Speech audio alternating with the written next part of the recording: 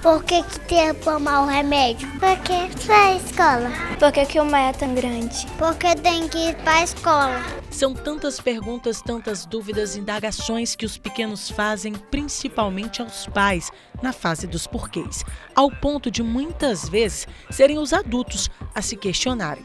Mas por quê? Por que tantos porquês? E haja paciência para responder todas as vezes que a interrogação surgir. E olha que ela chega a qualquer hora e em qualquer lugar. Tento passar para ela, explicar para ela as coisas que ela quer saber. Tem paciência? Muita paciência. Pergunta tudo.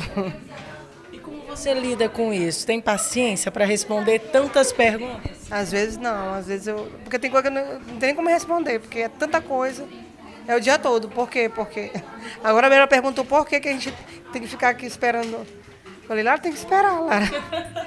A conhecida idade dos porquês, que ocorre geralmente durante os 3 e os 4 anos, tem a sua razão de existir e traz benefícios, viu, papai e mamãe? Como, por exemplo, estimula a capacidade cognitiva e, quando validada na sua pergunta, o menor se encoraja a não ter medo de questionar. Isso vai ajudar no seu futuro escolar e pessoal. Esse momento de querer descobrir o mundo de uma só vez acontece quando a criança começa a desenvolver a capacidade de criar imagens mentais. Acontece porque os neurônios estão amadurecendo. Pelo menos essa é a explicação dos especialistas. Vejam o que diz este neuropediatra sobre o assunto.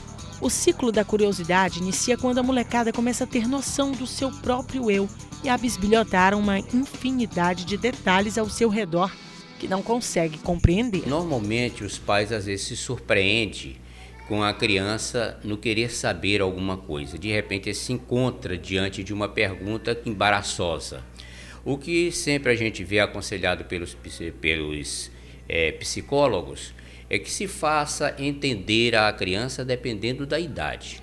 Claro que você não vai explicar alguma coisa, como veio esse neném da tua barriga ou saiu da barriga da mamãe.